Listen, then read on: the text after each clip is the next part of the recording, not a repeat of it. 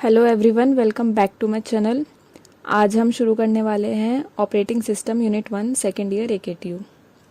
यह यूनिट पूरे सिलेबस की या पूरे सब्जेक्ट की बेस है, इसलिए इसको अच्छे से समझना बहुत इम्पोर्टेंट है। मैं आपको अपने हैंड रिटन नोट्स के थ्रू सिंपल और क्लियर एक्सप्लेनेशन दूंगी ताकि आपको कॉन्सेप्ट ईजिली समझ में आ जाए और एग्ज़ाम में लिखने के लिए आपको पॉइंट्स भी मिल जाएं। So let's start without wasting our time. तो ऑपरेटिंग सिस्टम का नाम तो सबने ही सुना होगा, लेकिन इसका एक्चुअल काम क्या है आज की वीडियो में हम यही समझेंगे। यूनिट 1 बिल्कुल सिंपल और क्लियर वे में समझने वाले हैं। सो ऑपरेटिंग सिस्टम का सबसे पहला टॉपिक ही हमारा है operating system. And operating system is a program that manage a computers hardware. एक प्रोग्राम है जो कंप्यूटर के हार्डवेयर को मैनेज करता है। OS is a program that act as an interface between the user and the hardware। ये इसकी important definition है। ओके, सो इस पर मैंने मार्क कर दिया है। सबसे इम्पोर्टेंट डेफिनेशन है, it act as an interface between user and the hardware. User और हार्डवेयर के बीच का ये इंटरफेस है।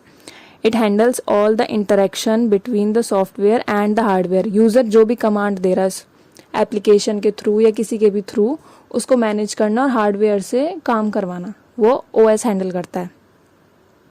Further it performs all function like handling memory को मैनेज करना इसके उसमें आता है। प्रोसेसेस को मैनेज करना, बहुत सारे टास्क होते हैं इसके। ओके, सो ये है हमारा OS का डायग्राम। सो लाइक ये यूज़र 1 है हमारा, ये यूज़र 2 है और यहाँ नंबर ऑफ़ यूज़र्स हैं। तो अलग अलग यूज़र ने अलग अलग टास्क दिया। जैसे इसको कंपाइलर चाहिए, assemble system, application, database system, अलग अलग काम है। अब ये सारी जो रिक्वेस्ट है ना, ये OS के पास जाएगी। ओके, सो OS कंपाइलर से काम कराएगा। जो भी आउटपुट आएगा वो एप्लीकेबल यूज़र के पास ले जाना, उसको व्यू या शो कराना, वो भी OS के सिस्टम में आता है।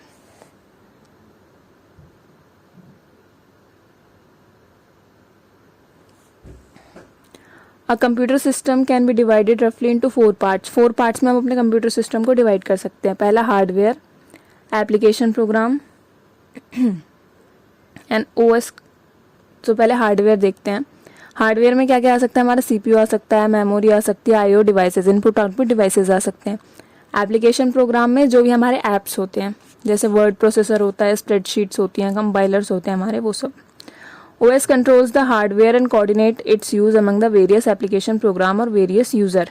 मतलब अलग अलग यूजर जो भी इनपुट आउटपुट का डिवाइसेस का यूज करके जो भी एप्लीकेशन प्रोग्राम को कमांड देगा, ऐसे समझिए जैसे ये हमारे मल्टीपल यूजर्स हैं। इन्होंने किसी को मतलब ऐप को कमांड दी, जैसे इसने वर्ड प्रोसेसर को दी, इसने गूगल ब्राउज़र को दी, इसने एक्सेल को दी। तो ये सारे काम कराने किसकी जिम्मेदारी है, OS की जिम्मेदारी है इसको मैनेज करना और हर एक स्पेसिफिक यूज़र को उसका काम शो करना। ये आ जाता है OS के काम में। Now objectives.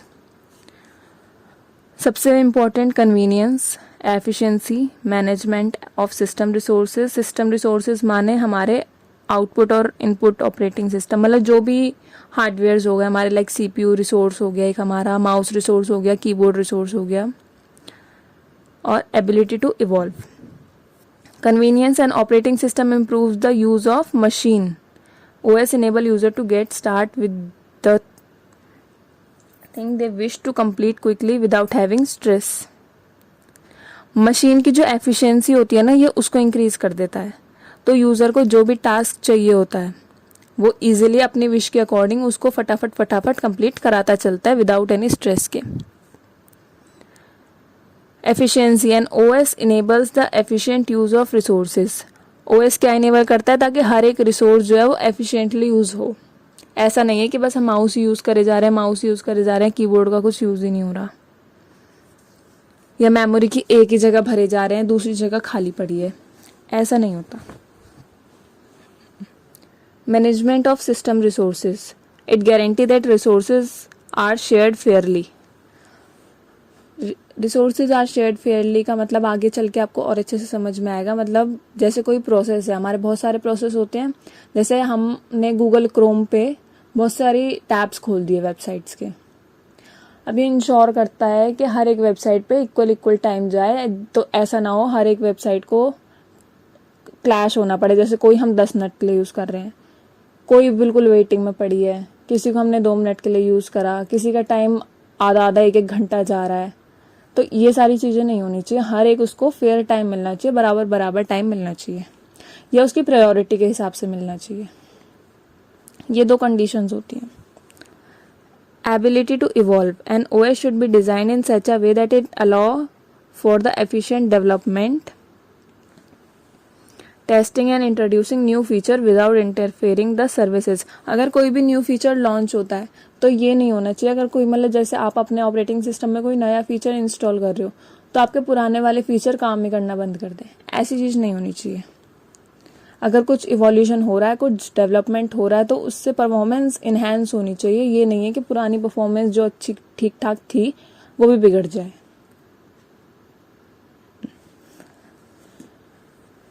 User view depends on the system interface user by user.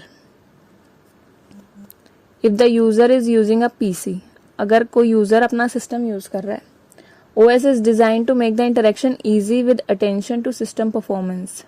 OS किस लिए बनाया जाता है? ताकि यूज़र अच्छे से इंटरेक्ट कर सके हमारे सिस्टम से, ताकि उसकी एफिशिएंसी परफॉर्मेंस बढ़े। अगर आपने कोई कमांड दी, OS ने उसको समझा ही नहीं, तो वो परफॉर्म ही नहीं कर पाएगा, परफॉर्मेंस बढ़ेगी नहीं, अच्छी नहीं होगी, बेकार परफॉर्मेंस मानी जाएगी। तो OS इस लेवल से डिज़ाइन करा जाता है ताकि वो आपकी बात को समझे और आगे फर्दर उससे टास्क करा सके सिस्टम से, but without worrying about the resource utilisation as there is no resource sharing. Okay.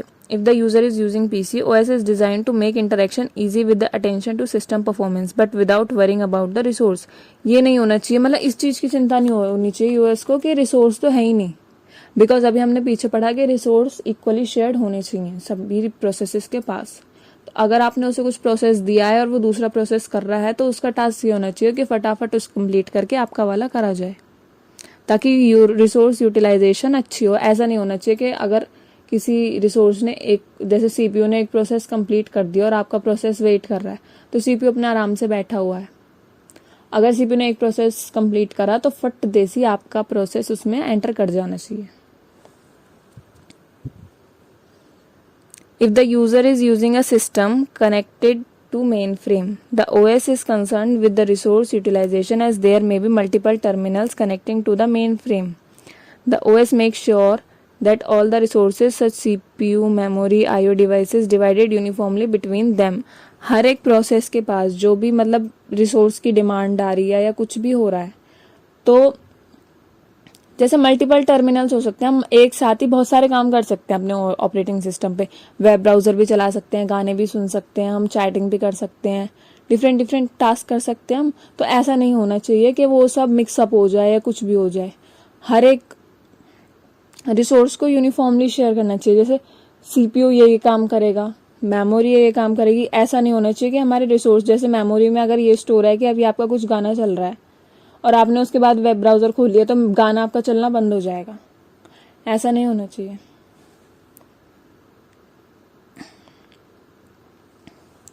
If the user is using a mobile, so ये एग्जाम्पल है। If the user is using a mobile, OS handles the visibility of the device including few numbers of operation. The battery level of the device is also taken into the account. अगर कोई user mobile use कर रहा है तो OS क्या क्या handle करेगा? उसकी usability device including few numbers of operations.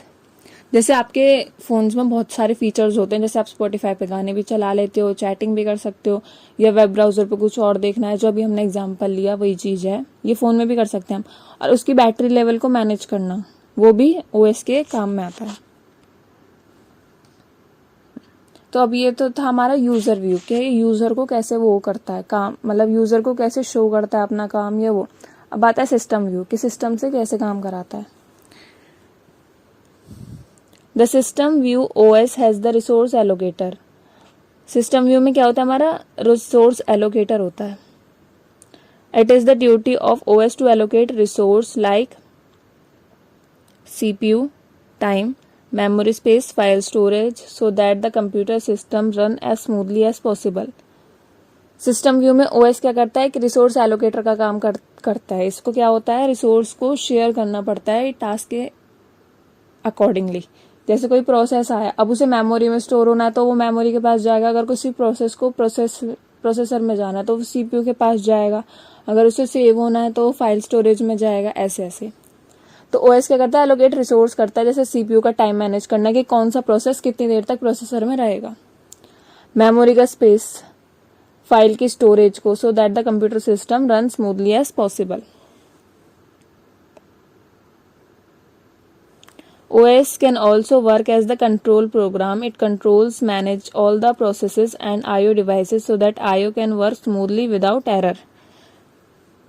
मतलब प्रोग्राम्स को भी हैंडल करता है। आईओ रिसोर्स जो होते हैं ना वो अच्छे से काम करें, एक स्पीड उनकी मेंटेन रहे। ऐसा ना हो कि प्रोसेसर अलग काम कर रहा है और CPU आईओ डिवाइसेस हमारे अलग काम कर रहे हैं तो दोनों में क्लैश हो, ऐसा नहीं होना चाहिए। OS can also makes the functioning of hardware easier. हमारे हार्डवेयर की फंक्शनिंग को ईजी बना देता है। और यूजर स्ट्रेस जो होता है वो कम होता है, सिस्टम स्ट्रेस वो भी कम होता है, बिकॉज सारा काम हमारा OS करके दे रहा है हमें। Computer system operations. When a computer is powered up, जब कंप्यूटर को पावर मिलती है, it needs to have initial program, bootstrap program to run. It is stored in the ROM. Like हम फोन का एग्जांपल, जैसे आपका फोन स्विच ऑफ है, आप जब उसको स्विच ऑन करते हो तो आपके स्क्रीन पे जो होता है वो आपके ही फोन का नाम लिखा आता है, जिस भी कंपनी का होता है। जैसे वीवो हो गया, शाओमी हो गया, ओप्पो हो गया, एटसेट्रा एटसेट्रा, ऐसे नाम लिख के आता है। और वो प्रोसेसिंग, मतलब पीछे जो होती है ना वो प्रोसेसिंग चल रही होती है। आपकी जितनी भी फाइल स्टोरेज है या जितने भी एप्लीकेशन है ना, वो मेमोरी में से उठा के आपके OS में लाई जा रही है। ये सारी प्रोसेसिंग होती है। और ये जो इसको हम बोलते हैं बूटस्ट्रैप प्रोग्राम। ये जो पीछे काम कर रहा होता है ना आपके फोन के नाम के पीछे, लाइक वीवो, ओप्पो के पीछे जो काम हो रहा होता है एप्लीकेशंस और फाइल को लाने का, लोड करने का, इस प्रोग्राम को कहते हैं बूटस्ट्रैप प्रोग्राम। ये कहाँ पर स्टोर होता है, रोम में स्टोर होता है। हमारी सारी फाइल्स जो होती हैं वो रैम में स्टोर होती हैं, बट ये जो प्रोग्राम होता है ना ये हमारा रोम में स्टोर होता है। It initialise all aspects of system such as CPU, register, device controller etcetera. सबको स्टार्ट कर देता है ये प्रोग्राम। इतना आपको वो स्क्रीन दिख रही होती है ना, इतने सारे जो भी एस्पेक्ट्स होते हैं ना सिस्टम के अंदर, जो भी आपकी फंक्शनिंग होती है उनको उठा रहा होता है। The bootstrap program locates the OS kernel and load it into the memory. OS kernel अभी हम आगे पढ़ेंगे, ये OS कर्नल को भी मेमोरी में लोड करता है। हमारी जो OS की फंक्शनिंग होती है ना वो मेनली कर्नल के थ्रू ही होती है, तो इसको भी हम आगे पढ़ते हैं। The kernel is executing, once the kernel is executing it provide services to the system. जैसे ही कर्नल हमारा उठ जाता है तो वो सर्विस प्रोवाइड करनी चालू कर देता है सिस्टम को। Some services are provided outside the kernel. कुछ सर्विसेज कर्नल के बाहर भी प्रोवाइड करी जाती है, जैसे कि सिस्टम प्रोग्राम प्रोवाइड करता है। दैट आर, ये भी कहाँ बूट टाइम पे हमारी लोड करी जाती है। Once this phase is complete the system is fully booted. जैसे ही ये प्रोग्राम हमारे सारे वो होते हैं ना, जैसे बूटस्ट्रैप प्रोग्राम जब हमारा खत्म हुआ तो आपका डिवाइस जो होता है वो फुल्ली बूटेड हो जाता है। And the system waits for some events to occur. Events मतलब आपकी कमांड कि आप कौन सी एप्लीकेशन यूज करना चाह रहे हो। The occurrence of the event is usually called the interrupt by the hardware और सॉफ्टवेयर। जैसे ही आप कुछ कमांड दोगे, जैसे भी आपने अगर कोई की प्रेस करी तो उसको बोलेंगे कोई इवेंट अकर हुआ, जो कि हार्डवेयर और सॉफ्टवेयर को इंटरप्ट करेगा ताकि वो काम करें। ये हुआ आपका डायग्राम। यहाँ पे आपका बायोस है जिसमें कि आपका बूटस्ट्रैप एलोकेट है। ये रोम मेमोरी है आपकी, ऐसे समझिए। ओके, यहाँ हो गया हमारा CPU और ये दिस इज आवर OS। सारी हमारी जो नेसेसरी फाइल होती हैं वो हमारी रैम में स्टोर होते हैं। तो ये क्या करता है, रैम से फाइल उठा के लाता है और हमारे सिस्टम में स्टोर कराता है इतना। फिर जैसे आप कीबोर्ड की की प्रेस करोगे वो कमांड जाएगी ओएस के पास। ओएस एलोकेट करेगा कि ये काम सीपीयू करेगा या ये काम मेमोरी करेगी। अब हमारा जो सीपीयू है उसके दो पार्ट्स होते हैं, एक होता है यूजर स्पेस जहाँ यूजर के काम करे जाते हैं, एक होता है कर्नल स्पेस जहाँ हमारा ओएस स्टोर होता है।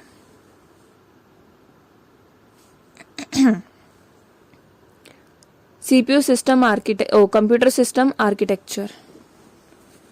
अब जो हमारा कंप्यूटर होता है उसका आर्किटेक्चर क्या क्या होता है। सिंगल प्रोसेसर सिस्टम, ये तो नाम से ही पता लगता है, जिसमें there is only CPU responsible for executing a general purpose instruction, जहाँ जो भी मतलब इंस्ट्रक्शन होते हैं वो हमारा सीपीयू परफॉर्म करता है, अगर वो सिस्टम के इंस्ट्रक्शन हो या वो यूजर के इंस्ट्रक्शन हो। सारे इंस्ट्रक्शन कौन परफॉर्म करेगा? सीपीयू।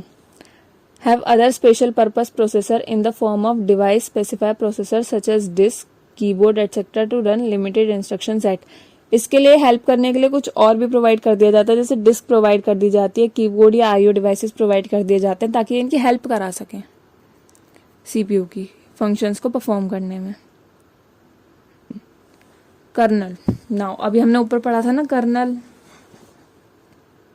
बायोस में यहाँ भी हमने पढ़ा था कर्नल सिस्टम, इसको अब हम डिटेल में पढ़ेंगे।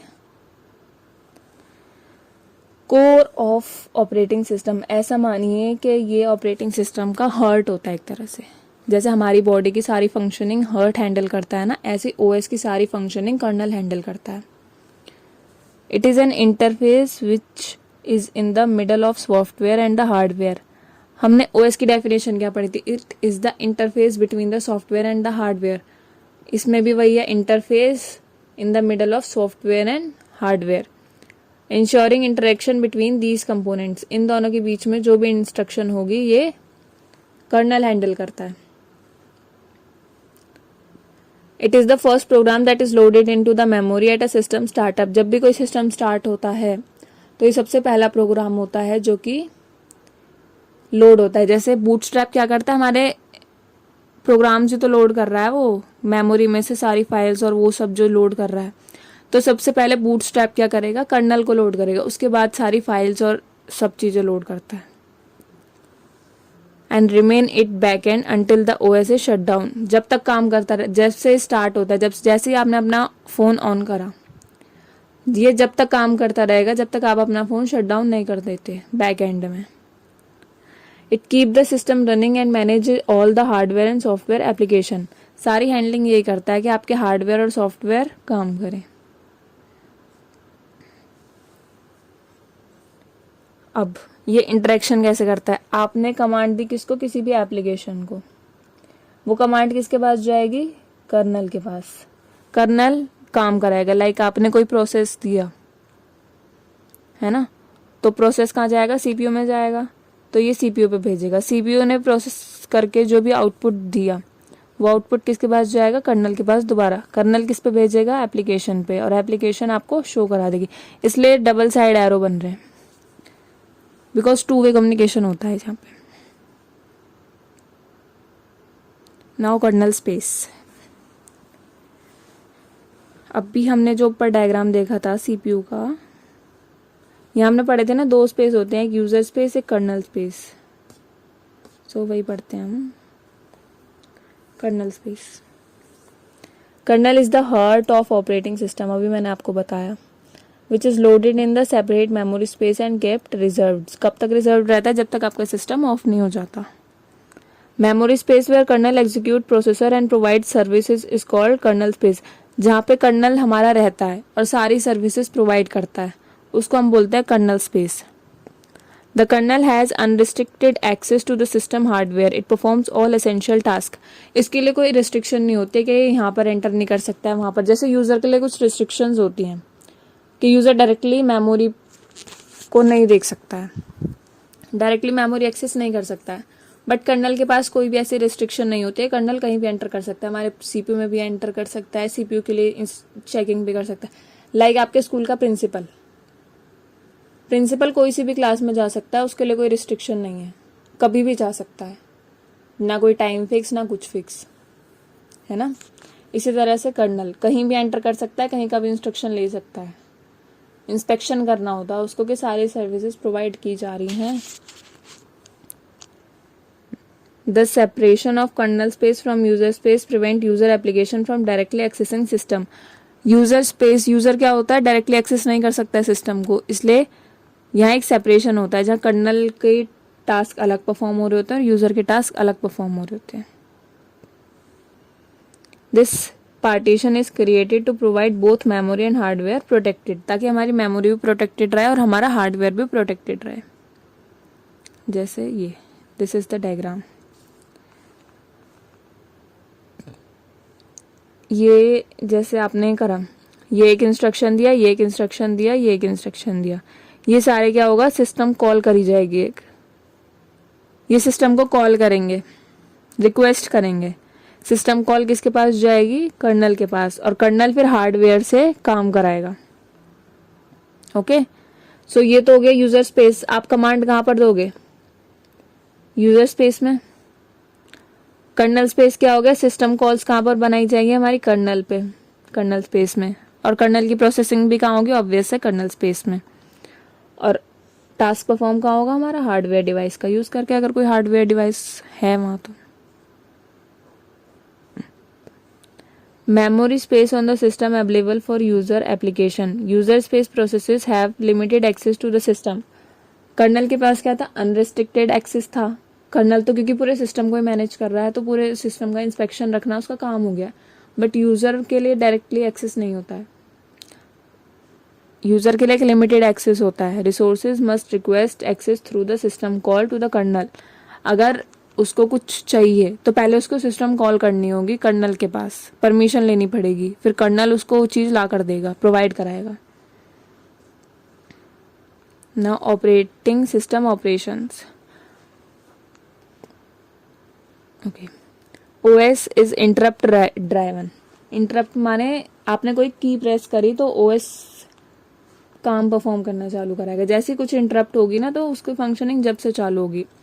Event are almost signalled by occurrence of interrupt. Trap is a software generated interrupt caused either by error or by a user. Trap जो एक सॉफ्टवेयर है जो किसी भी इंटरप्ट को हैंडल करता है, चाहे वो एरर से आई गई हो, चाहे वो यूजर ने करी गई हो। जैसे आपने कोई की प्रेस करी, कोई भी की, इंटरप्ट हुआ, ट्रैप के पास जाएगा वो, फिर ट्रैप उसको आगे लेके जाएगा। For each interrupt separate code is present in the OS that determine what action should be taken. हर एक इंटरप्शन के लिए एक अलग कोड प्रोवाइड करा गया हमारे ओएस में, जो कि उसके अकॉर्डिंग चेक करेगा कि अगर ये इंटरप्शन हुआ है तो ये काम हमें परफॉर्म करना है। लाइक आपने एंटर की प्रेस करी है तो नेक्स्ट लाइन में जाना है, अगर आपने बैक स्पेस की एंटर करी है तो पीछे जाना है। ये तो वर्ड में है, ऐसे ही ओएस में हो गया। ओके, अगर ये फंक्शन परफॉर्म, या अगर ये आपने रिक्वेस्ट करी है तो ये फंक्शन परफॉर्म होगा, like this. Since the OS and the user share hardware and software resources of the computer system, OS must ensure that an incorrect program can not cause other program to run incorrectly. अगर processor है, यहाँ एक program run हो रहा है, यहाँ एक program run हो रहा है, प्रोसेसर में हमारे मल्टीपल प्रोग्राम रन हो सकते हैं, तो ऐसा नहीं होना चाहिए कि अगर ये हमारा कोई प्रोग्राम रन हो रहा है तो ये इसको प्रोग्राम को रन होने नहीं दे रहा है। दोनों को सेपरेट सेपरेट परफॉर्म करना है, अपना काम करना है। ये नहीं है कि अगर ये अपना काम कर रहा है तो दूसरे के लिए ये इंटरप्शन अकर कर रहा है। User mode versus kernel mode. In kernel mode system has complete access to the hardware and the resources. पूरे सिस्टम की एक्सेस होती है कर्नल स्पेस में। तो specific operation like memory management can only be done in this mode. Memory management, जो memory में storage हो रही है वो कैसे हो रही है, किस तरह से हो रही है, कहाँ कहाँ पे जाके हमारी फाइल स्टोर हो रही है, वो सब हमारा कर्नल चेक करता है। In user mode system cannot access the user directly, resources directly. Application running in the user mode must be make a system call to kernel. सबसे पहले उसको क्या करना पड़ेगा, यहाँ पढ़ा था ना हमने, पहले सिस्टम कॉल करनी पड़ेगी, तभी जाके उसको किसी चीज का एक्सेस होगा। नेक्स्ट, ये है हमारा यूज़र और कर्नल स्पेस का डायग्राम। यूज़र क्या करेगा, यूज़र प्रोसेस, यहाँ पे आपने कुछ भी प्रोसेस डाला, वो एक सिस्टम कॉल जनरेट करेगा। सिस्टम कॉल ट्रैप होगी, यहाँ पर जाएगी, है ना, कर्नल स्पेस में एंटर करेगी सिस्टम कॉल। वो जो आपने सिस्टम कॉल करी है वो एग्जीक्यूशन होगा उसका। यहाँ पे बिट 0 है, माने यहाँ भी ये एम्प्टी है, इसमें कुछ भी गया, एग्जीक्यूशन हुआ, आउटपुट जनरेट हुआ, तो हमारी बिट क्या हो गई, 1 बिट हो गई। ओके, सो यहाँ से रिटर्न हो जाएगा, return from the system call, और आगे हमारा आउटपुट जनरेट होके हमें शो हो जाएगा।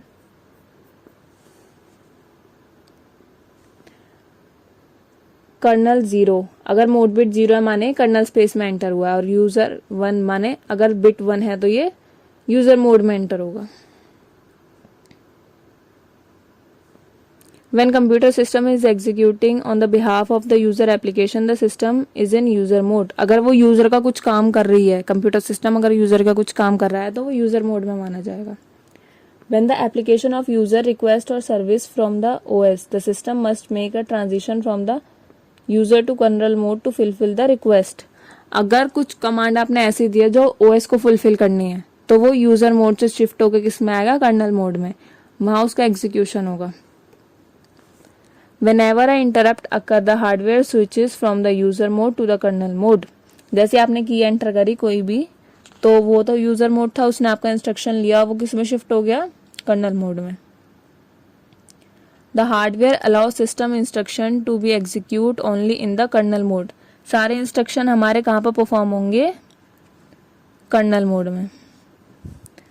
If an attempt is made to execute a system instruction in user mode, the hardware does not execute the system. अगर कुछ ऐसा हुआ कि हमें यूजर मोड में कोई इंस्ट्रक्शन परफॉर्म करना है तो वो होगा ही नहीं, बिकॉज हमारे इंस्ट्रक्शन कहाँ परफॉर्म होता है, कर्नल मोड में।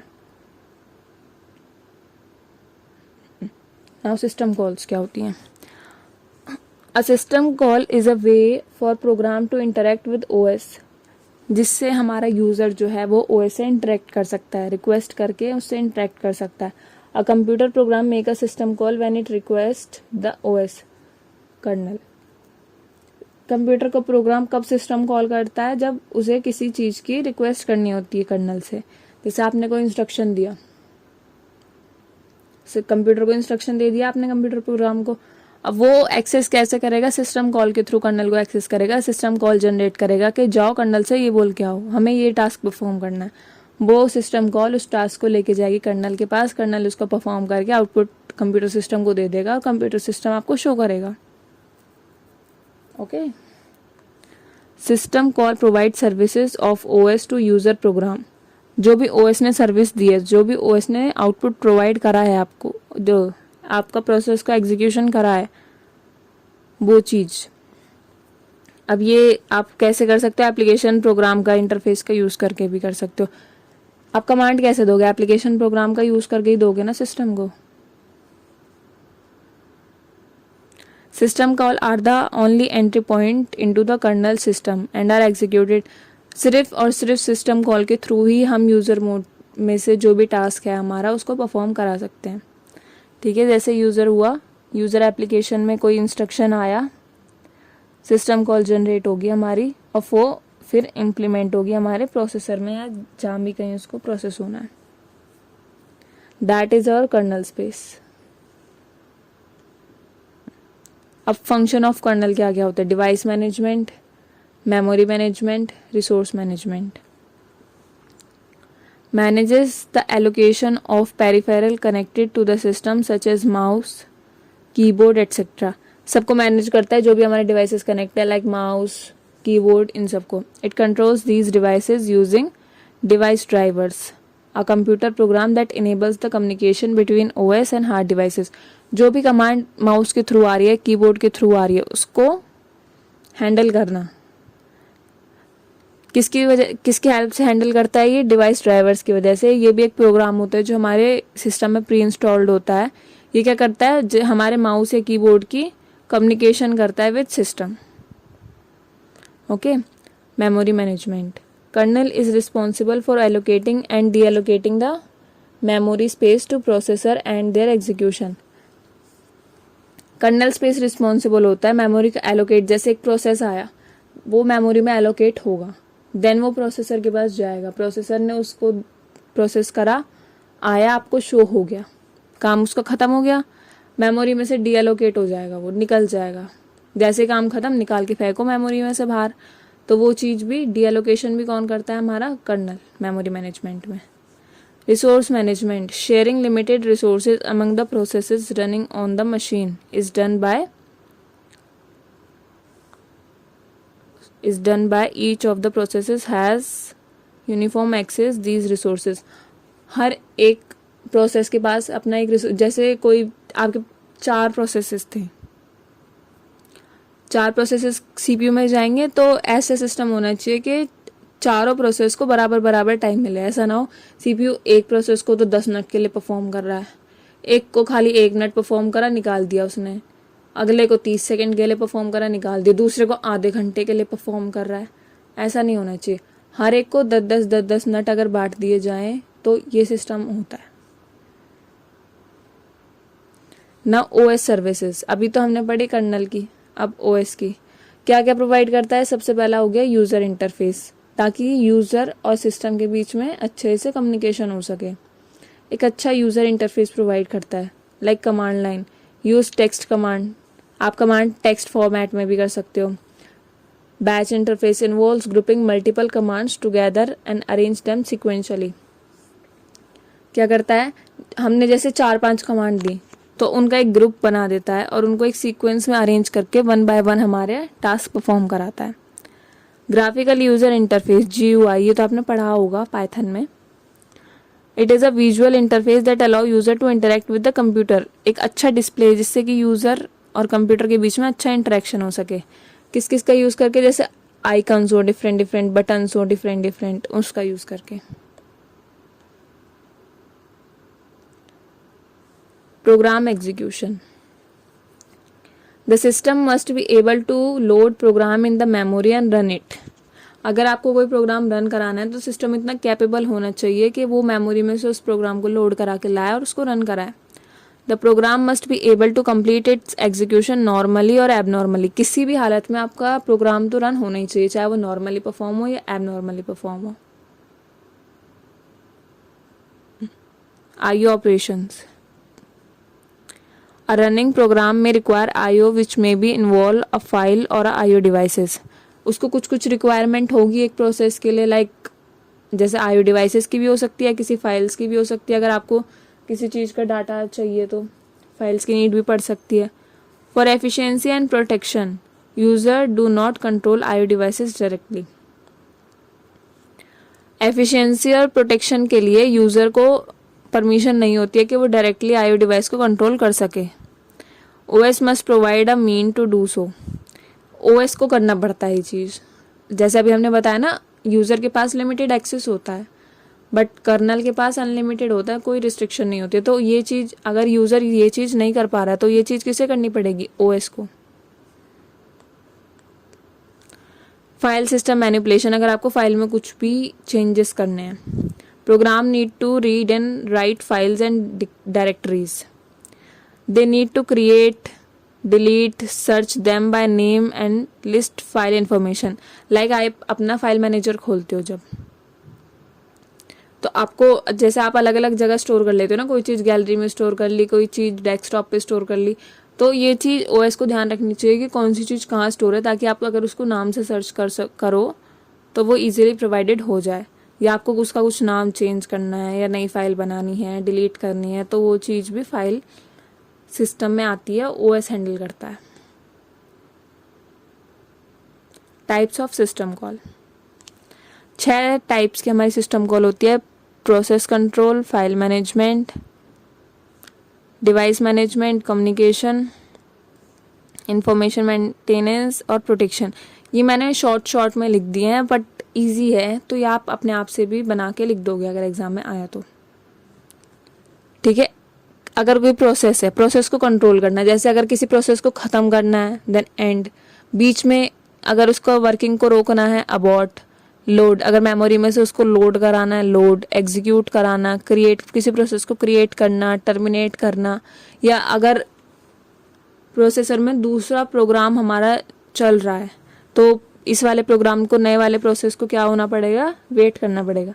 देन वेट, सिग्नल, अगर वो प्रोग्राम ख़त्म हो गया हमारा, पहले जो प्रोसेस हो रहा था, तो ये जो वेटिंग में है वो जाएगा ना, तो एक सिग्नल भेजेगा कि वो प्रोसेस ख़त्म हो गया, अब दूसरे प्रोसेस को भेजो। देन सिग्नल, एलोकेट करना प्रोसेसर को, और मेमोरी में से डी एलोकेट करना। Okay, now file management. File तो बहुत ही ईजी है, क्रिएट करोगे आप कोई भी फाइल, डिलीट कर सकते हो, किसी फाइल को ओपन करना है, क्लोज करना है, उसमें रीड राइट ऑपरेशंस परफॉर्म करने हैं।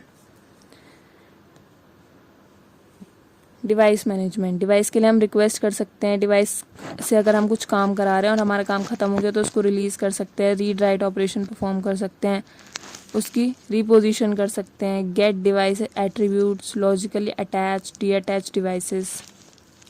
कम्युनिकेशन में हो गया create, delete, connection, send, receive message, transfer information. Information maintenance, क्या क्या इन्फॉर्मेशन डिस्प्ले कराई जाती है आपके ओएस में, टाइम और डेट। तो आप टाइम को, अगर आपको चाहिए टाइम देखना है तो गेट, और टाइम या डेट को सेट करना है तो सेट। गेट या सेट सिस्टम, डाटा सिस्टम में से कोई डाटा चाहिए। सेट प्रोसेस फाइल या डिवाइस। प्रोटेक्शन में सेपरेट कॉन्करेंट प्रोसेसेस। कॉन्करेंट हम नेक्स्ट यूनिट में पढ़ेंगे, कॉन्करेंट प्रोसेसेस क्या होते हैं। Now function of OS. Okay, process management, सबसे पहला होता है फंक्शन हमारा प्रोसेस को मैनेज करना। It ensure that the efficient execution of multiple processes can be done.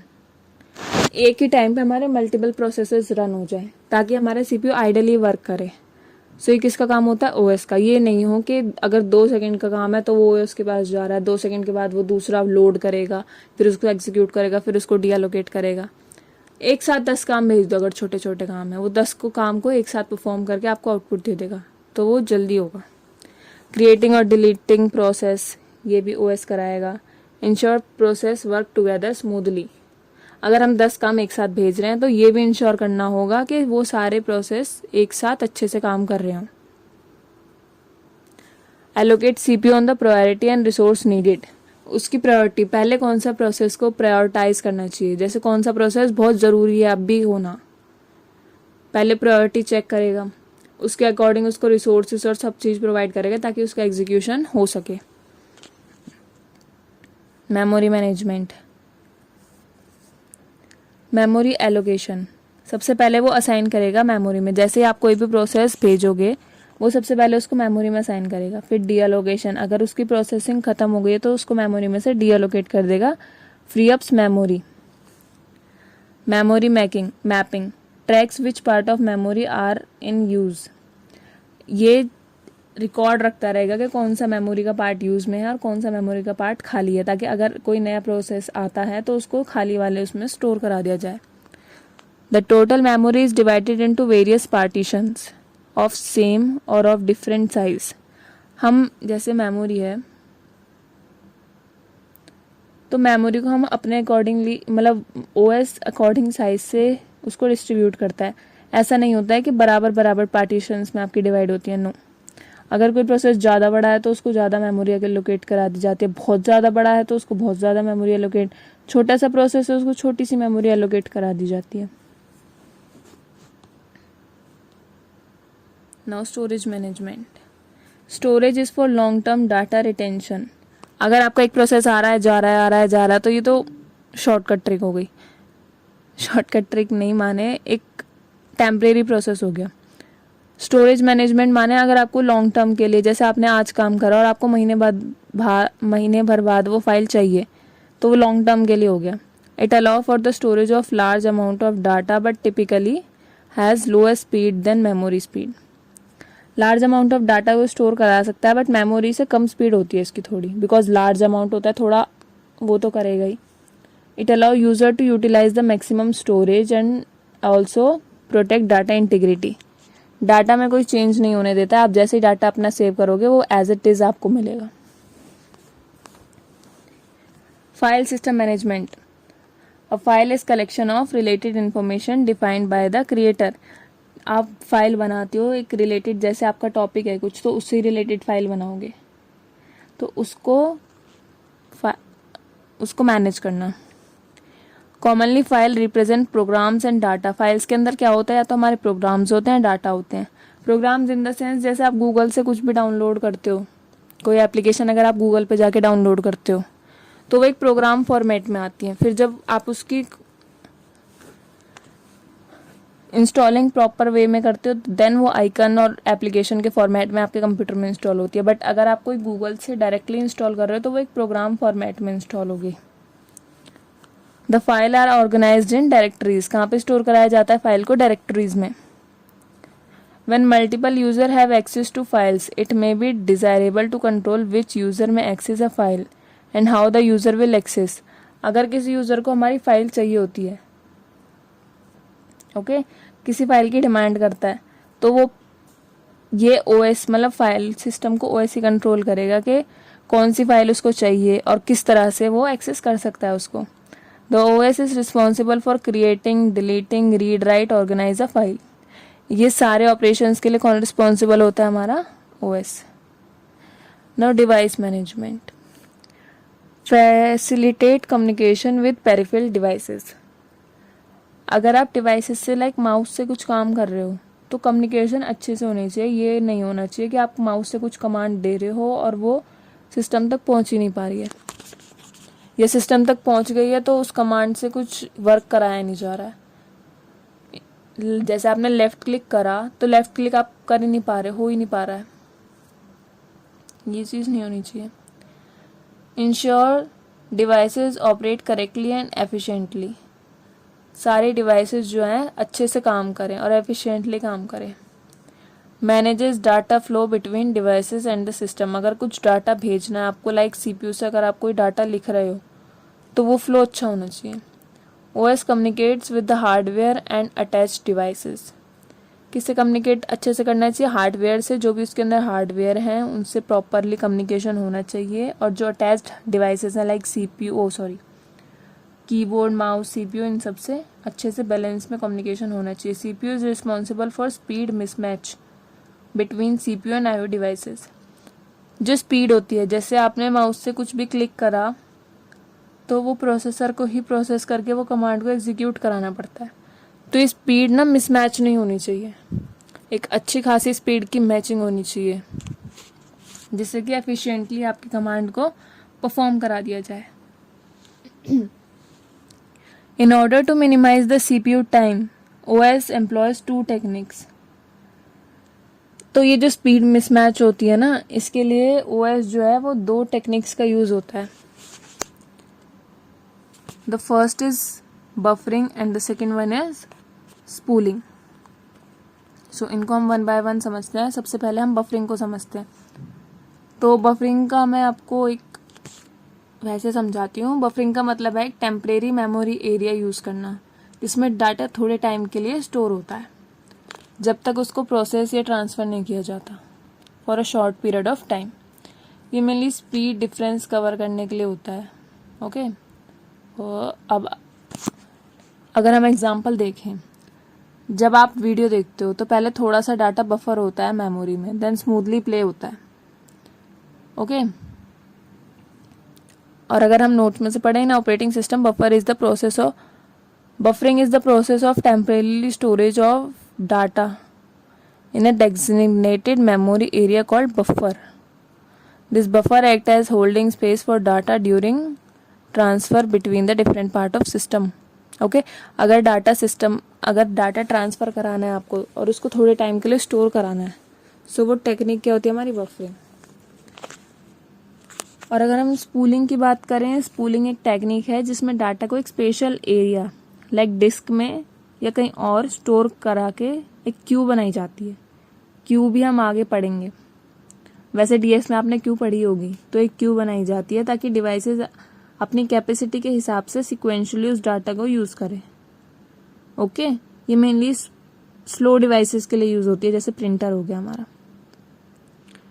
और इसके एग्जाम्पल की बात करें तो अगर एक ही प्रिंटर पर 5 लोग प्रिंट कमांड देते हैं तो सारे प्रिंट जॉब्स स्पूल होकर क्यू में चले जाते हैं और प्रिंटर एक एक करके प्रोसेस करता है। ओके, सबसे पहले कौन सी कमांड आई, उस यूज़र की प्रिंट कर देगा सारी शीट्स, फिर दूसरे यूज़र की जो कमांड थी वो उसकी प्रिंट यूज कर देगा। ऐसा नहीं होगा कि 2 पेज पहले यूज़र के प्रिंट कर दिए, 4 पेज दूसरे यूज़र के, 3 पेज फिर यूज़र के, फिर यूज़र 1 आ गया उसके पेज प्रिंटिंग होने लगी। नो, सबसे पहले हमारे यूज़र 1 का काम खत्म होगा, देन यूज़र 2, यूज़र 3, यूज़र 4 और user 5। Okay, spooling refers to the temporary storage of data or jobs in a buffer until a device or program is ready to use or execute them. Now, security. Verify users password और biometric. अगर आपने अपने system पे lock लगा रखा है, किसी app पे लॉक लगा रखा है, किसी फाइल में लॉक लगा रखा है, तो वो वेरीफाई करना किसकी रिस्पॉन्सिबिलिटी है, ओएस की। कंट्रोल्स हु कैन एक्सेस और मॉडिफाई फाइल्स। हर कोई आपकी फाइल्स को मॉडिफाई नहीं कर पाता है, बिकॉज अगर आप किसी फाइल का पासवर्ड खोलोगे तो आप ही या आपने किसी अपने नोइंग को पासवर्ड दे रखा होगा तो वही। ओके, कोई अनऑथराइज्ड पर्सन आके आपकी फाइल में मॉडिफिकेशन नहीं कर पाएगा।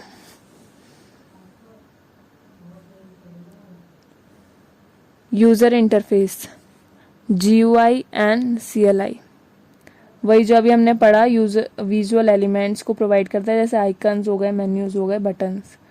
CLI कमांड लाइन कंट्रोल्स, जो कमांड लाइन कंट्रोल माने एक लाइन टेक्स्ट की फॉर्मेट में आपके कमांड्स को एक्सेप्ट करता है।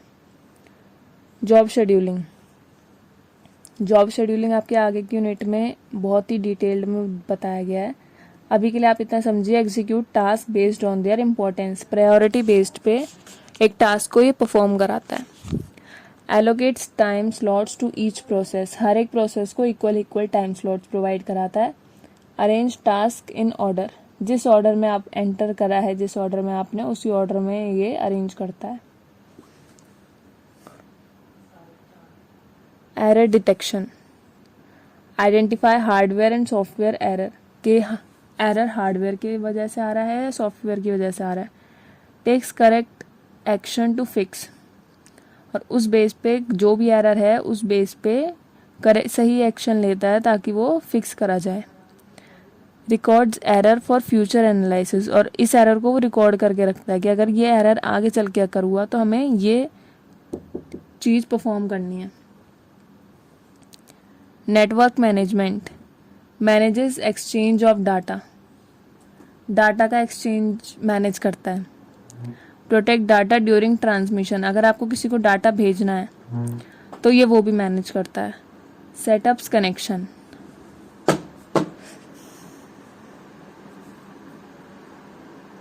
Performing management, monitor usage of devices and resources, कौन सा डिवाइस कितनी देर यूज़ हो रहा है। Check overall health and performance of system, मतलब परफॉर्मेंस कैसी है एक सिस्टम की और कैसे कैसे वो परफॉर्म कर रहा है, उस चीज़ को चेक करता है। सजेस्ट और perform action to improve performance, अगर उसको नीड होती है कि उसकी परफॉर्मेंस को इम्प्रूव करना होता है तो वो नीडेड एक्शन भी लेता है। Now types of operating system, सबसे पहला होता है interactive operating system. Interactive operating system are computers that accept human input, user give command, मतलब जो हमारी बात को समझ सके। यूज़र कोई भी कमांड देगा और वो ह्यूमन इनपुट्स को समझेगा वो computer. Okay, an interactive OS is an OS that allow the execution of interactive program. All PC operation are interactive OS only. The user enters same command into the system and the work of the system is execute. User कोई भी command enter करेगा और उसके accordingly work हमारा होता चला जाएगा। Okay, batch operating system, ये एक 7 नंबर का क्वेश्चन आता है आपके यूनिवर्सिटी एग्ज़ाम के लिए भी, बहुत इंपॉर्टेंट है। Batch operating system popular in 1970s, कब पॉपुलर था ये, 1970s में। Jobs were performed in batches, meaning jobs having similar requirement are grouped and execute as a group to speed up processing. इसको हम डायग्राम से समझते हैं। जैसे मल्टीपल यूज़र ने अपनी अपने टास्क डाले, जो भी उन्हें टास्क कराना है उसको जॉब बोल दिया गया, प्रोसेस को। ओके, सो यहाँ मल्टीपल जॉब्स आई, एक ऑपरेटर के थ्रू क्या हुआ, जो भी सिमिलर सी जॉब थी ना, उनको ग्रुप कर दिया गया बैचेस के फॉर्म में, जो भी सिमिलर लगी ओएस को कि ये एक जैसी कमांड है, ये एक जैसी कमांड है, तो उनके ग्रुप्स बना दिए गए और उन ग्रुप्स को क्या बोला गया, बैच। अब एक टाइम पे एक बैच जाएगा और अपना काम करके आ जाएगा, फिर जब उसका एग्जीक्यूशन खत्म होगा फिर दूसरा बैच जाएगा। सो ऐसे काम होता था बैच ऑपरेटिंग सिस्टम में। User do not interact with the computer directly, each user perform their job in the form of punch card. एक पंच कार्ड की फॉर्म में वो अपनी जॉब्स को बनाते थे और उसको कंप्यूटर को सबमिट कर देते थे। Once the programmer submit their job in punch card, the operator sorts the program and similar needed the batch. जैसे उन्होंने अपनी कमांड को एंटर करा तो ऑपरेटर ने क्या करा, ग्रुप्स कर दिया, ग्रुपिंग कर दी उनकी सिमिलर टास्क की। These batch are executed by the processor and the output is provided. इसके एडवांटेजेस क्या थी, improve the use of computer resources, इसने कंप्यूटर रिसोर्सेज को इंक्रीज कर दिया। ग्रुपिंग द सिमिलर जॉब, मतलब अगर ग्रुपिंग हो गई सिमिलर जॉब्स की तो एक टाइम पे रिसोर्स का एलोकेशन अच्छे से हो सकता है। Can handle and complete large number of task, groups बन जाते हैं, एक एक ग्रुप में 10-10, 12-12 टास्क परफॉर्म करा दो। Costly as it needed well organise, थोड़ा कॉस्टली था ये, work without requiring user interface, so minimising the risk of fault. Machine काम कर रही थी इसलिए फॉल्ट्स कम होते थे, क्योंकि यूजर काम करता है तो कितने एरर्स होते हैं। अगर आप कोई प्रॉब्लम सॉल्व भी करते हो, एडिशन सब्ट्रैक्शन की भी, तो बहुत प्रॉब्लम्स होती है, बट मशीन के लिए ये सिंपल हो जाता है। इसकी डिसएडवांटेजेस क्या थी, can solve only simple task, slow and difficult to use, because अगर बहुत सारे हमने टास्क डाल दिए तो हैंडल तो कर लेगा ये, बट थोड़ा स्लो हो जाती है इसकी फंक्शनिंग और डिफिकल्ट हो जाती है। व्हेन एरर अगर debugging can be time consuming, because कौन से बैच में कौन से टास्क में आई है तो वो जानना थोड़ा हमारे लिए डिफिकल्ट हो जाता है। If one user is not done with their work it can hold up the entire system, अगर एक यूजर का काम खत्म नहीं हुआ तो ये पूरा सिस्टम को घेरे रखेगा, दूसरे के लिए फिर ये किसी यूज का नहीं रहेगा। Multi programming, okay, multi programming नाम से ही समझ में आ रहा है, बहुत सारे प्रोग्राम्स हम एक ही टाइम पे एग्जीक्यूट करा सकते हैं। Before OS concept only one program execute at a time, processor में क्या होता था, like this is our processor, तो एक टाइम पे बस एक ही प्रोसेस जा सकता था।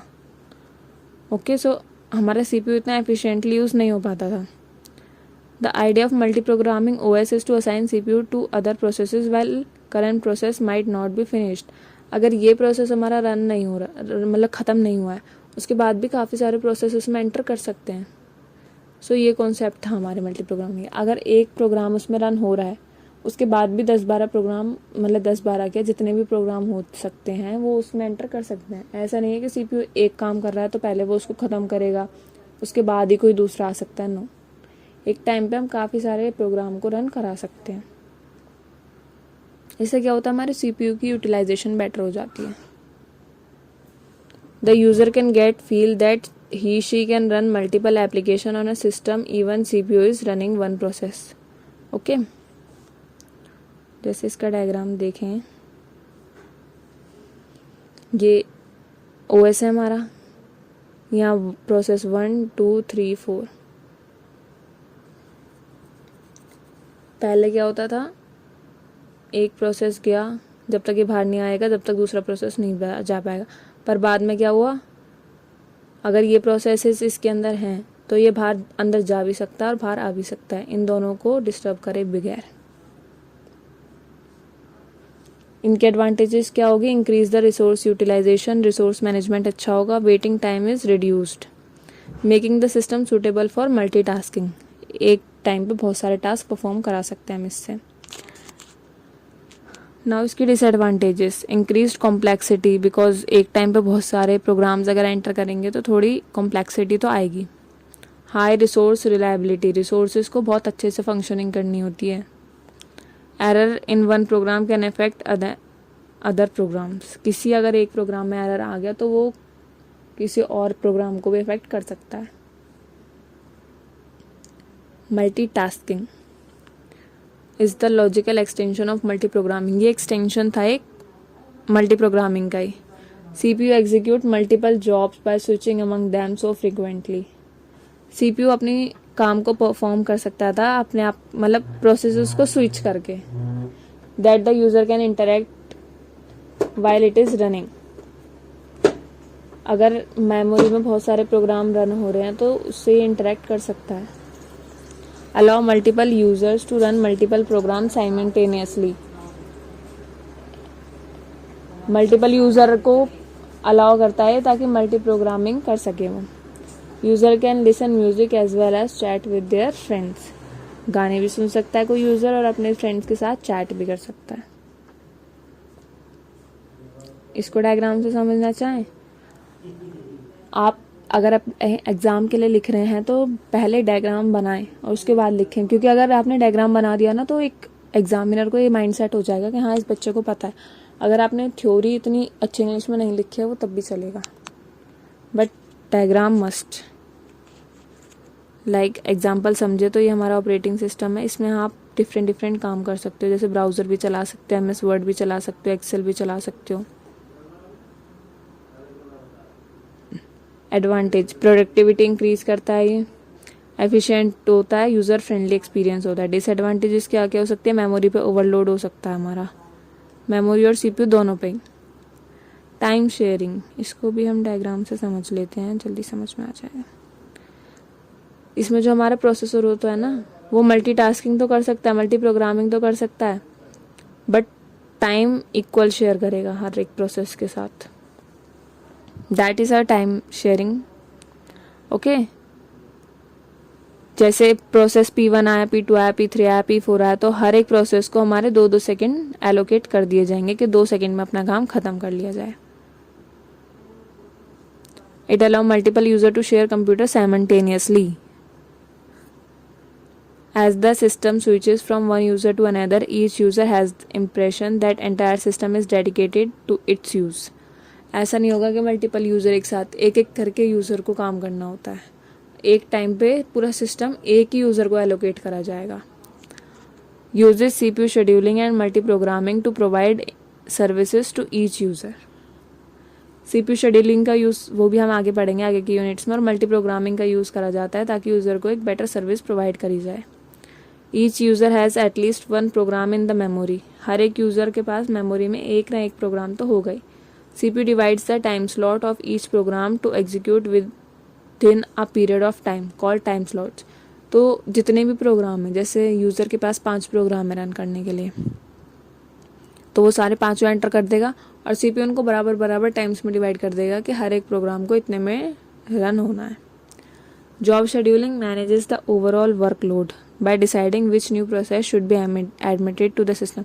जैसे डायग्राम में देखें तो यहाँ 2 सेकंड के लिए हमने एक को लोकेट करा, ओके, तो जैसे ही 2 सेकंड खत्म होंगे तो हमारा P2 आएगा, तो P2 को भेजना है, ये कौन डिसाइड करेगा, जॉब शेड्यूलिंग।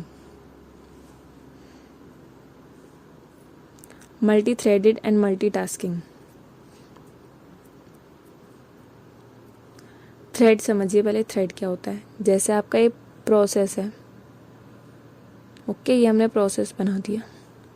अगर हम एक प्रोसेस को भी, एक छोटे से प्रोसेस को भी और छोटे छोटे प्रोसेसेस में डिवाइड कर दें, सो ये क्या कहलाया जाएगा, ये एक थ्रेड कहलाया जाएगा।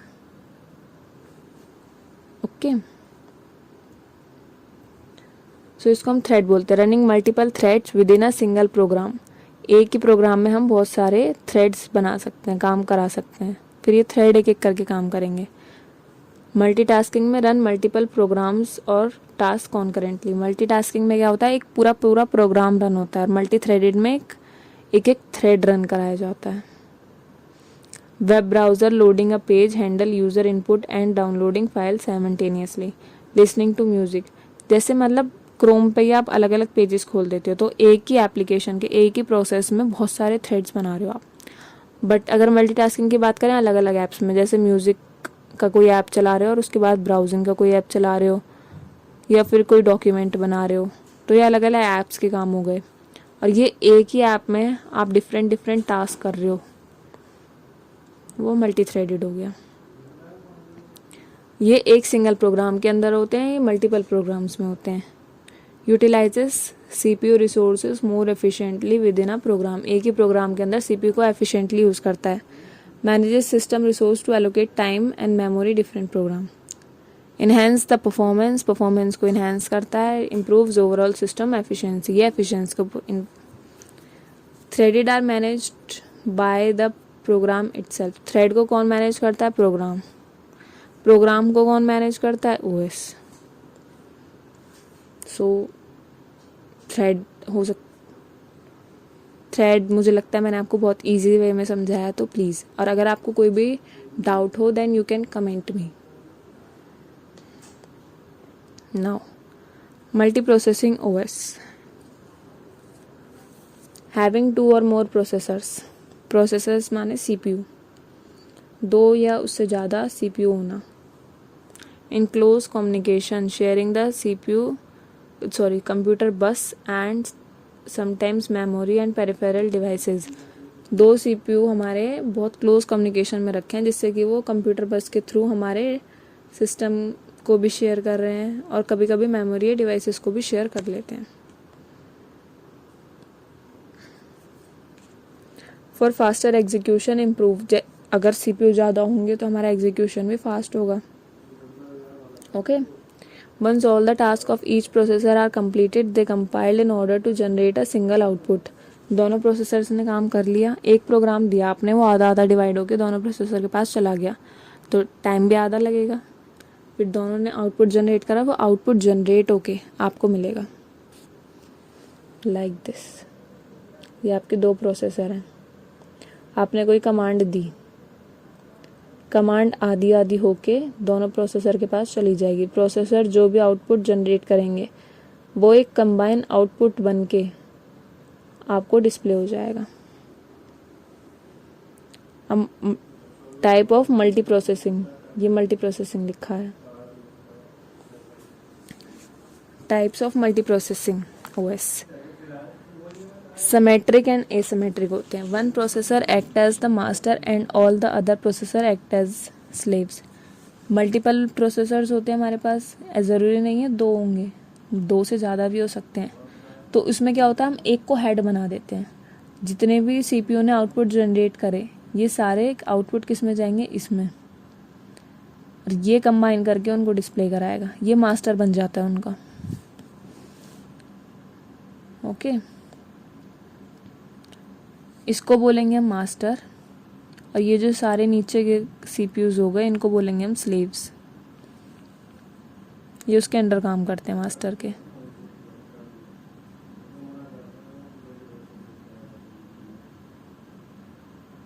नाउ नेटवर्क OS पढ़ेंगे। A software that connect multiple devices and computers on the network and allow them to share resources on the network।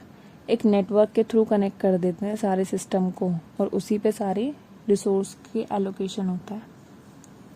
Features क्या क्या होते हैं इसके?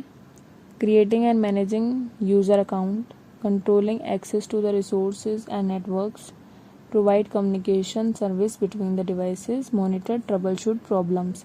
ट्रबल शूट प्रॉब्लम माने अगर कोई एरर आ गया तो उसको देखना। अब टाइप्स ऑफ नेटवर्क क्या हो गए? Peer to peer, used on LAN, ये लैन लोकल एरिया नेटवर्क में यूज़ करा जाता है। Allow sharing of resources and file within the small size. LAN क्या होता है? एक छोटे एरिया के लिए होता है, तो ये स्मॉल साइज की फाइल्स को वो करता है, जो हमारे मतलब शॉर्टर एरिया में हमें डिस्ट्रीब्यूट करनी हो।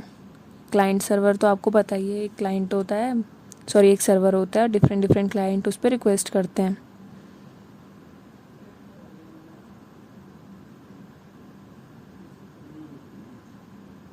Okay, now distributed OS. It is a software over a collection of independent networked communication and physical separation of nodes. Distributed OS run on multiple CPU.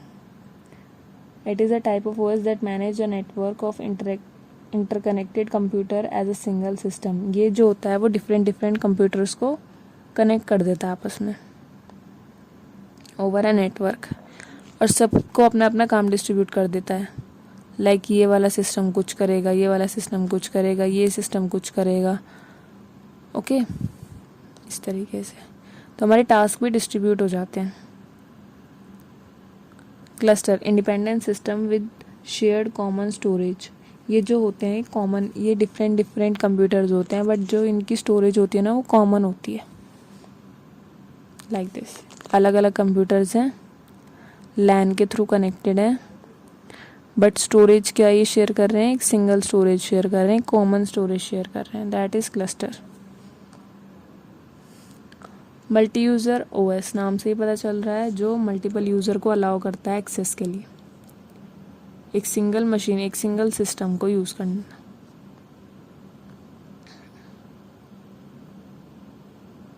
Okay, now इनके features क्या होंगे? Can execute multiple program at the same time, multiple peripheral such as printers, file and data can be shared. Resources हम share कर ही सकते हैं obvious. Allow data to be processed at back end when they are not allowed to be processed at front end. अगर कोई process front end में हमारा run नहीं कर पाता तो उसको बैक एंड में भेजता है रन होने के लिए। Many function of multi user OS is invisible. बहुत सारे फंक्शन जो होते हैं वो इनविजिबल होते हैं, हर एक काम आपको नहीं दिखाया जाता, बहुत से काम बैक एंड में भी होते हैं। Now, signal are used in the OS to notify a process that a particular event has occurred. अगर कोई इवेंट, अगर आपने कोई की प्रेस करी तो वो एक इवेंट अकर हुआ तो ये सिग्नल के पास सिग्नल होगा, सिग्नल जनरेट करा जाएगा। सिग्नल मतलब ये सिग्नल आपको नहीं डिस्प्ले होगा, बट अंदर OS के लिए एक सिग्नल जनरेट करा जाएगा। सिग्नल आर सॉफ्टवेयर और हार्डवेयर इंटरप्शन। किसकी वजह से? इंटरप्शन। आप की प्रेस करोगे कोई तो ये क्या होगा कि इंटरप्शन होगा। Suspend the current execution of task, तो CPU हमारा जो भी टास्क कर रहा होगा उसको छोड़ देगा, और जो आपने इंटरप्शन कराया ना पहले उसको एग्जीक्यूट कराएगा। ये किसके लिए? इंटर प्रोसेस कम्युनिकेशन के लिए भी यूज़ होता है ये। A signal follow following pattern. A signal is generated by the occurrence of a particular event, जैसे कि clicking mouse. A generated signal is delivered to the process for execution, फिर ये प्रोसेस एग्जीक्यूशन के लिए भेजा जाएगा। Once delivered the signal must be handle by the OS फिर इसको हैंडल करेगा, जैसे इसे कहो आगे भेज दिया गया। नाउ ऑपरेटिंग सिस्टम के स्ट्रक्चर्स। जब इसको डिज़ाइन करा गया था तो ये किस स्ट्रक्चर में था ऑपरेटिंग सिस्टम? सबसे पहला था हमारा सिंपल स्ट्रक्चर। इसमें क्या होता है? एप्लीकेशन प्रोग्राम है कोई भी, जो अंदर सिस्टम प्रोग्राम होते हैं वो रिजाइड कर रहे होते हैं, तो यहाँ पे हमारे वो हो गए अंदर, उसके अंदर डिवाइस ड्राइवर्स हो गए, देन हमारी मेमोरी हो गई। तो यहाँ क्या था, हर एक यूज़र मतलब जो भी यूज़र था वो हर एक उसको एक्सेस कर पा रहा था, हर एक स्टेजेस को।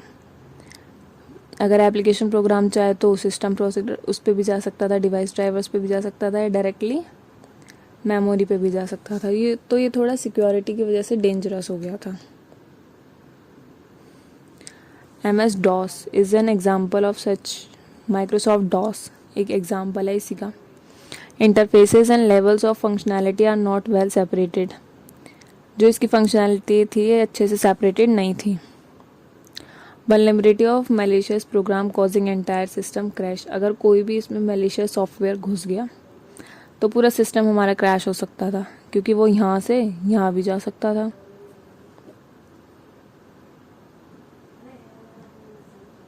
एडवांटेजेस क्या होंगी? It is very easy kernel developers to develop such an operating system. बहुत इजी सिस्टम है तो, क्योंकि सारे लेयर्स आपस में इंटरकनेक्टेड हैं। It delivers better application performance because the few interface between the, because directly memory access हो जाता था तो हमारा बेटर परफॉर्मेंस हो जाती थी, बट सिक्योरिटी पर्पस के लिए अच्छा नहीं था। Disadvantage is no clear boundary exist between the modules. अलग अलग मॉड्यूल्स के लिए हमारी बाउंड्री सेपरेटेड नहीं थी। Entire OS run in kernel mode causing lack of protection.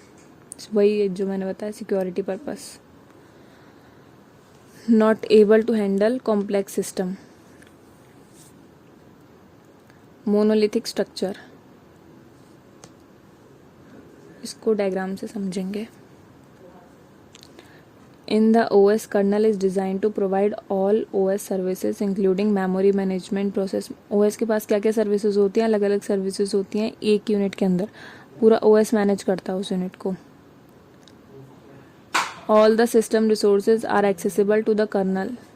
Colonel हर एक चीज़ को एक्सेस कर सकता है. Everything below the system call interference is kernel. System call के नीचे जितना भी पार्ट आता है हमारा, दैट इज़ आवर कर्नल. हमने पढ़ा था ना, यहाँ यूज़र अपनी कमांड देता है, देन वो सिस्टम कॉल पे जाती है, फिर कर्नल उसको एग्जीक्यूट कराता है. User space, system call and kernel space. तो वही बताया, सिस्टम कॉल के नीचे जितना भी पार्ट है वो कर्नल स्पेस है हमारा. The kernel provide amount of functionality.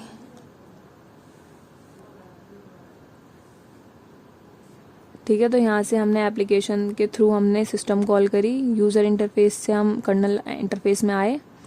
System call ने क्या करा, जो भी यूज़र की डिमांड थी उसको कंप्लीट, जैसे मेमोरी की डिमांड थी या फाइल की डिमांड थी या किसी भी चीज़ की डिमांड थी, रिक्वेस्ट थी जो भी उसकी, उसको प्रोसेस करा और वापस रिटर्न कर दिया यूज़र स्पेस में. Now layered structure. Structure of OS depends on how the various common components are interconnected with each other. यह हमारे लेयर्स में डिस्ट्रीब्यूट हो गए थे अलग अलग components. Okay, each layer has different functionality. यहाँ हर एक लेयर के पास अपनी अलग अलग फंक्शनैलिटी होती है. सिंपल स्ट्रक्चर में लेयर नहीं थी, सारी जो फंक्शनैलिटी आपस में डिस्ट्रीब्यूटेड, मतलब मिली हुई थी, कंबाइंड फॉर्म में थी एक. बट यहाँ लेयर्स डिवाइडेड हो जाती हैं. ऊपर हमने क्या करा था, यूज़र स्पेस और कर्नल स्पेस को डिस्ट्रीब्यूट कर दिया था. यहाँ पे हमने सारे डिवाइसेस को डिस्ट्रीब्यूट कर दिया. जैसे मेमोरी एक स्पेस में एंटर होगी, फाइल सिस्टम एक में, हार्डवेयर एक में रन होगा, इस तरीके से. Micro kernel. माइक्रो कर्नल में क्या होता है, हमारी कुछ कुछ टास्क, कुछ कुछ जो चीज़ें होती हैं ना वो डिवाइड हो जाती हैं यूज़र और उसमें, यूज़र स्पेस और कर्नल स्पेस में. Only the most basic services run in the kernel space. जो बहुत नेसेसरी होती हैं ना, जो हम यूज़र स्पेस में रन ही नहीं करा सकते, वो रिसाइड करती हैं बस कर्नल स्पेस में. जैसे CPU शेड्यूलिंग, वो तो CPU मैनेज करेगा ना, कंप्यूटर ही मैनेज करेगा कि कौन सा प्रोसेस कैसे कैसे CPU में एंटर करेगा. मेमोरी मैनेजमेंट हो गया, मेमोरी कैसे कैसे मैनेज करी जाएगी, कैसे कैसे डाटा हमारा स्टोर होगा मेमोरी में. इंटरप्रेटर. बाकी की जितनी भी थी, जैसे एप्लीकेशन प्रोग्राम हो गया, हमारी फाइल्स हो गई, डिवाइस ड्राइवर्स हो गए, डिवाइस को हैंडल करना, वो सारे हमने यूज़र प्रोग्राम में शिफ्ट कर दिए, यूज़र मोड में. ओके.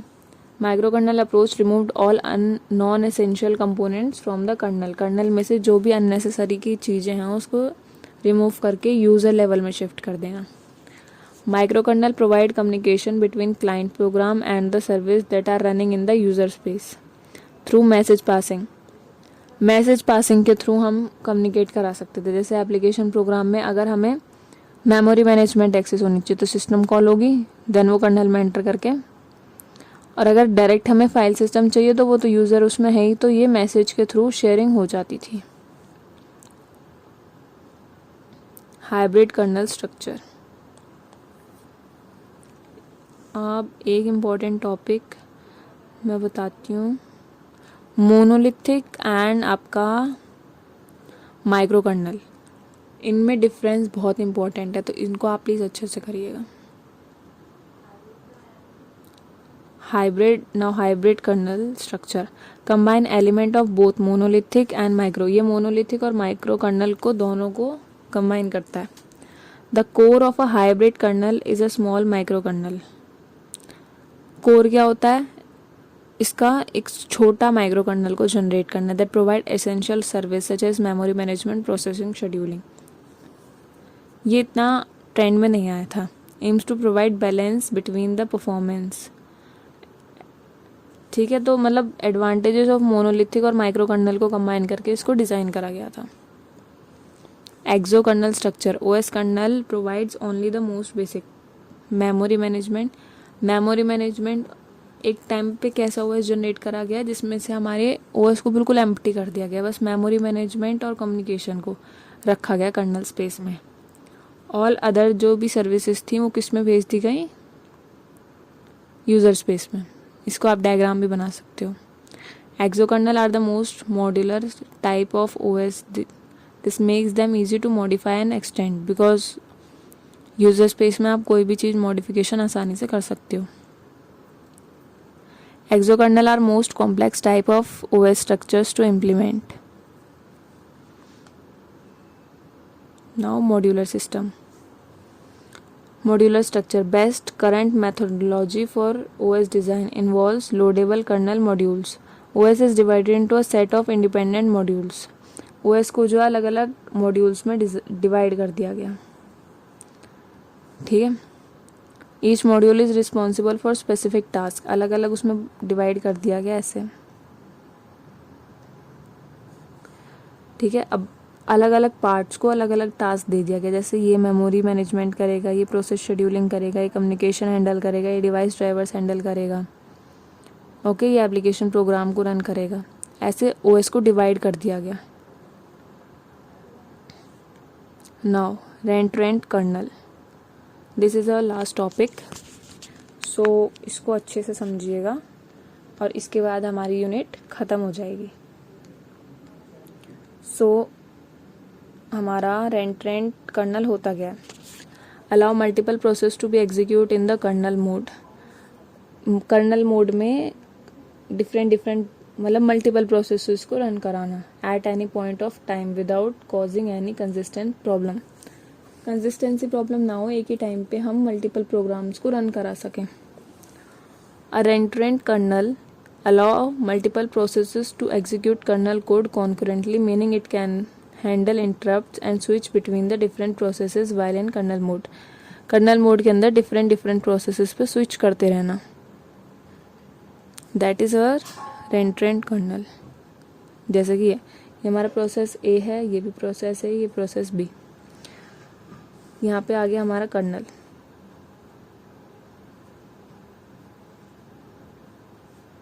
ये हमारा कर्नल सिस्टम है। तो सबसे पहले हमारा ए एग्जीक्यूट होने गया।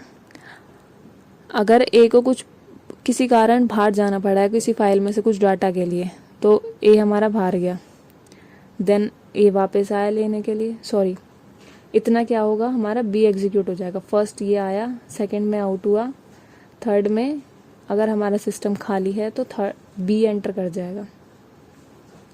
बी भी रन हो रहा है, इसी टाइम पे ए आ गया तो ए भी रन होना चालू कर देगा। बी का काम खत्म होगा, बी निकल जाएगा अपना काम करके, उसके बाद जब भी ए का काम खत्म होगा तो ए भी निकल जाएगा अपना काम करके।